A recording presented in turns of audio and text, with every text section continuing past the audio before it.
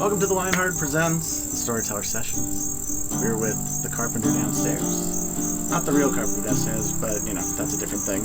Yeah. But this is Zach Bowman, my friend. He goes by the carpenter downstairs, and he's played 2 songs for us. Yep. And yeah. I certainly remember doing that, Yeah. That has definitely happened in the sequence that you're seeing it, yeah. That's the correct order. So what was the first song you played for us then? The first song that I did was Shake Out Your Ghosts, and the second is Bambino. Oh, beautiful. So can you tell us what shaking out your ghost means? Because I'm very curious to know that. Yeah, it's an odd phrase when you think about it in isolation.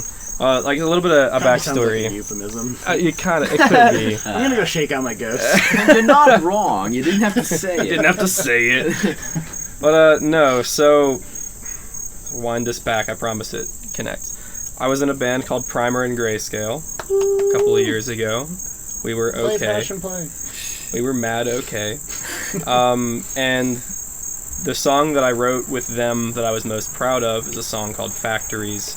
Was heavily inspired by where I grew up, which is this kind of area on the southwest side of Pittsburgh where there used to be a lot of steel mills and factories and that kind of thing. And I just saw, like, in this sort of American dream kind of way, there was all this energy and culture and whatnot behind that idea in Pittsburgh. Like, you go to the mill, you go to the factory, you work there on your high school education, make a real living for your family, and then, like, that's it. And you then, when you die, you die. Grow old, yeah. Sure, exactly. You grow old and you die. And that was, like, the dream. And then that spawned a lot of other things because, you know, the factories in Carnegie and all them were, like, awful to their workers. So the union movement started huge here in Pittsburgh, was where a lot of the famous Labor Riots have occurred. And as time went on, as things go, the mills left. And when the mills left and they shipped overseas, the whole city collapsed. And everybody was on real tough times. Like, the middle class itself in Pittsburgh kind of just compressed and evaporated. And then, after a couple of decades of that, over, as I say, the grave of Henry Clay's iconic dream, over that dilapidated steel area, we built this giant shopping center. So it's like that consumer dream that we had kind of before has come in and has landed over the bones of the same dream decades earlier. And it failed once, and my general inclination and feeling is it's going to fail again.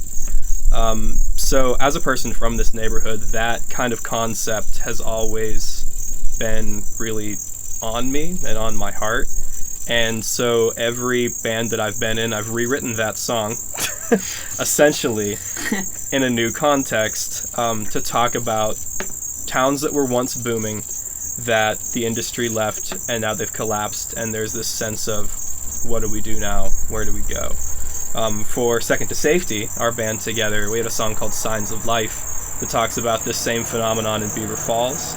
And Shake Out Your Ghosts is my Carpenter Downstairs sort of version of this song.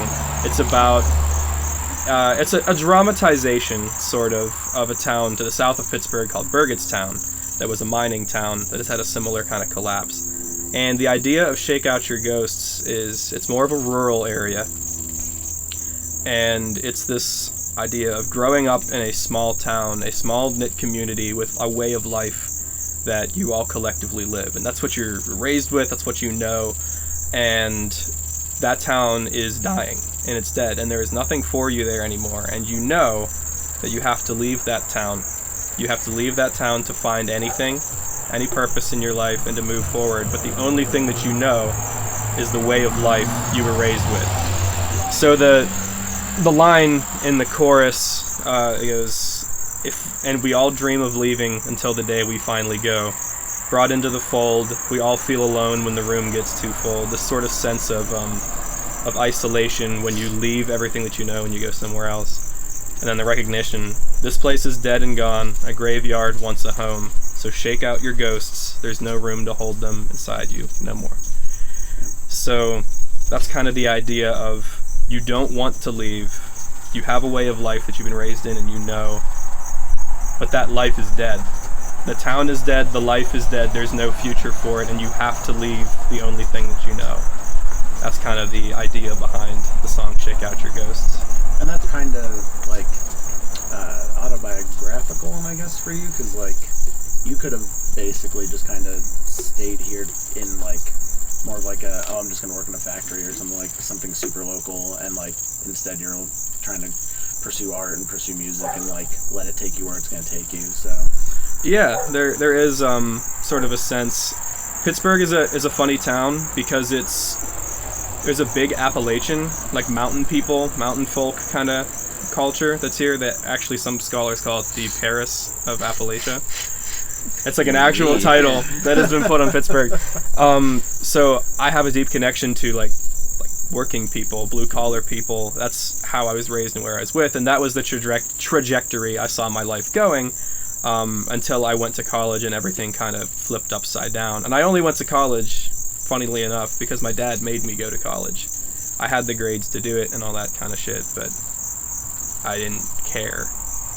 And it ended up being what totally changed my perspective on everything. And now he's a sweet philosopher. Yeah, now I'm an insufferable philosopher. And he's honest, too. Yeah. Brandon, do you have any questions? No, not really, besides learning the fact that this is a place that generates a lot of guinea pigs. Zack's girlfriend. Yeah. I was like, what? She knows an underbelly of this city that I know it's real, because every time I doubt it, it comes true. But things that I don't even know. I want to have a storyteller session with Charlotte. Where she doesn't perform any songs. She doesn't have to perform. She just tells me about Pittsburgh, and I go, what? Yeah. She just talks for 15 minutes, and everyone's like... Yeah. That's... what was I going to ask you? Don't hate me, Charlotte. That was perfect and wonderful and amazing.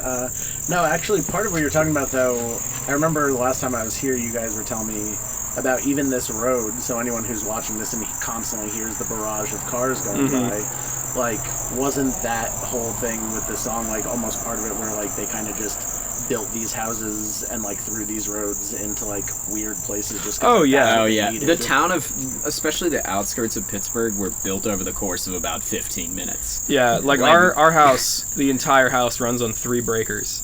If you know anything about houses, you know that's one, incredibly not safe, but 2, it's well below the code. At least our landlord's ignoring us. Yeah. So that's good. If you're listening, Full House LLC, don't rent from them. But that's how is literally, having lived here the majority of my life, is how most of the houses in this entire neighborhood are like. Because when the mills came in, everything expanded, a huge economic boom, so fast, all at once, and everybody's like, oh shit. We need houses now. We need to house 1 million people tomorrow.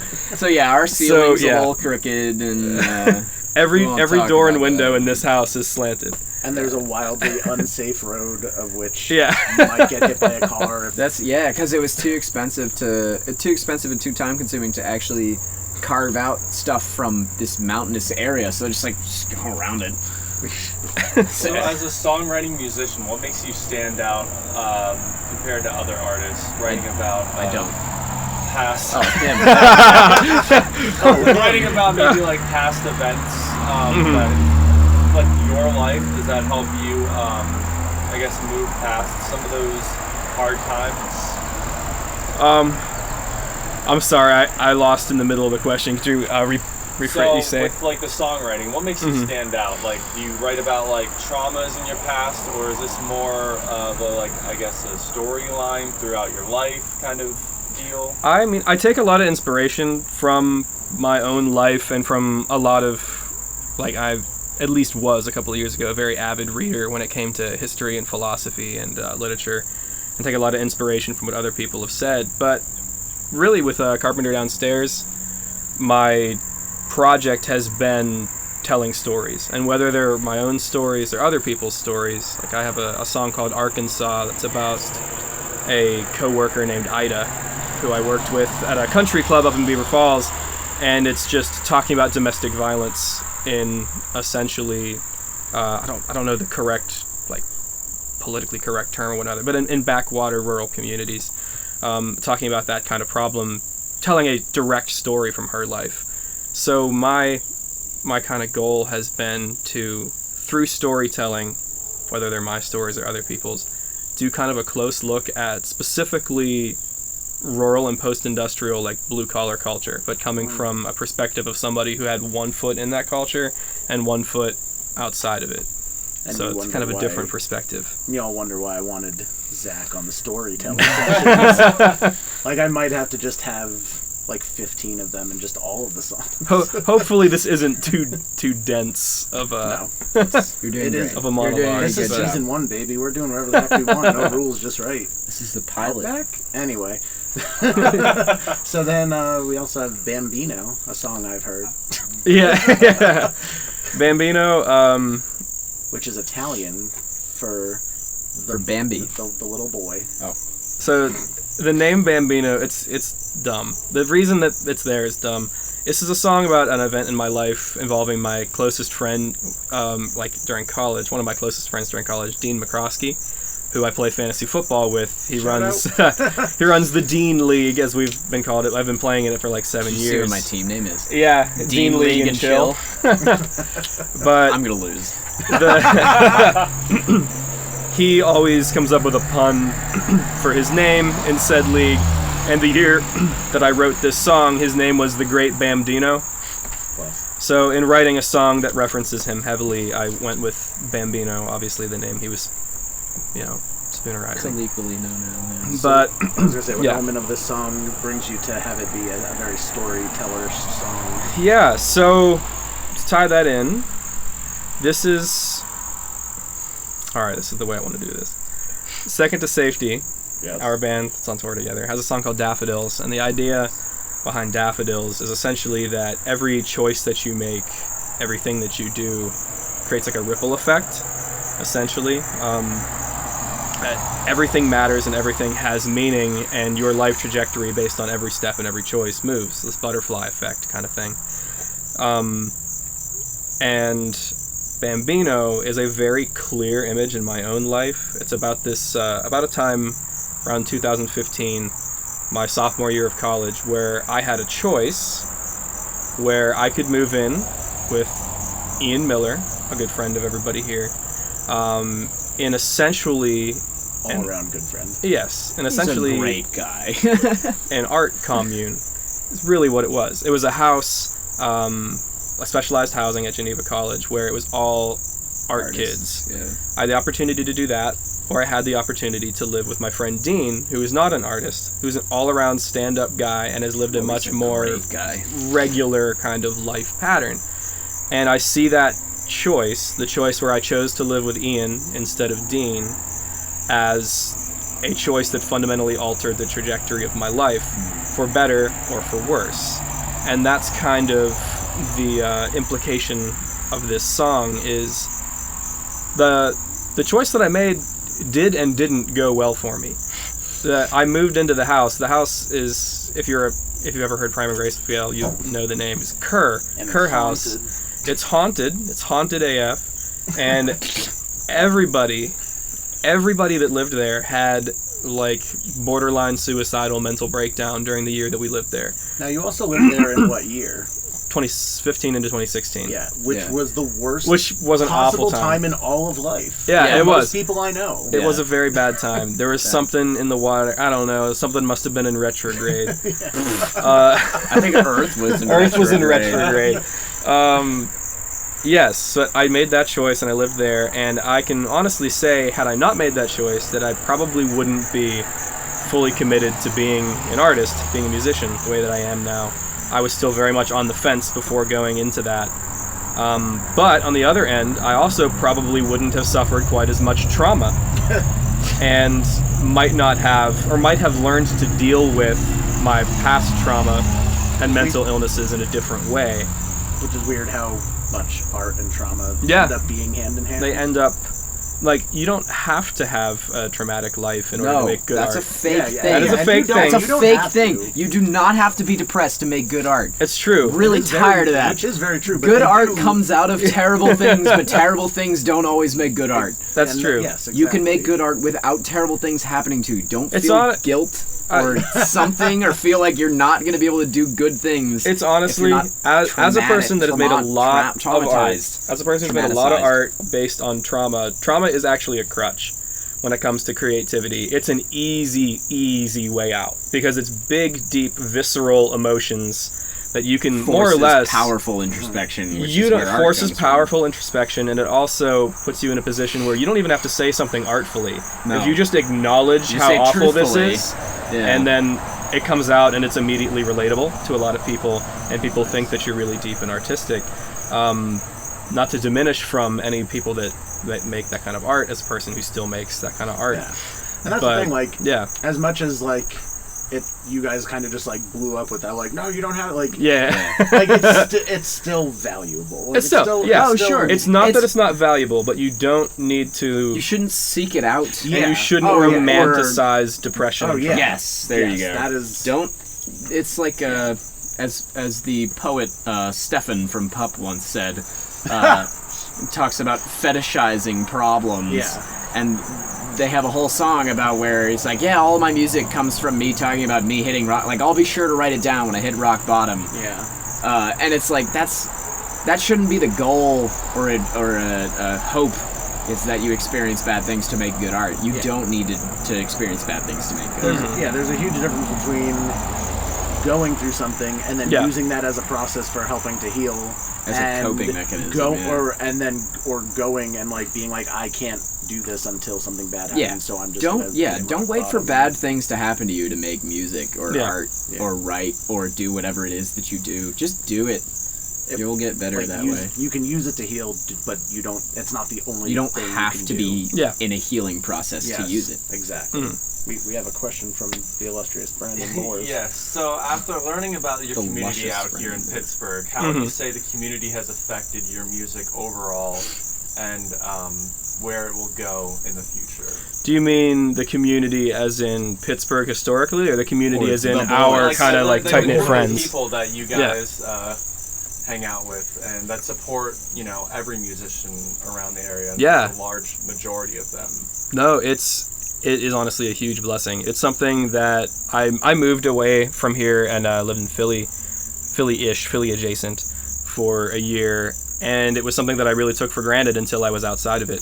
When you have a group of 20, 30 people that are actively invested in pushing each other to make better art, actively supporting you when you do make art, making sure that even when you don't want to, you get out in front of people, it's invaluable.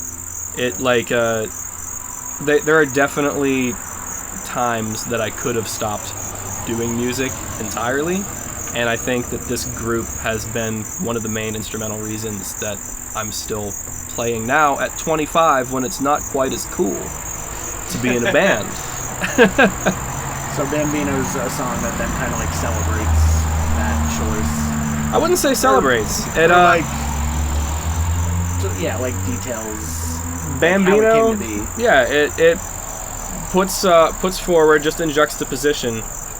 I had an opportunity, and I don't know how it would have panned out because I didn't take it, to room with normal stand-up people and follow that trajectory, and it's very possible I would have learned a different way to handle my problems, and that I, as a person, would have a normal, well-adjusted life, which my parents would love.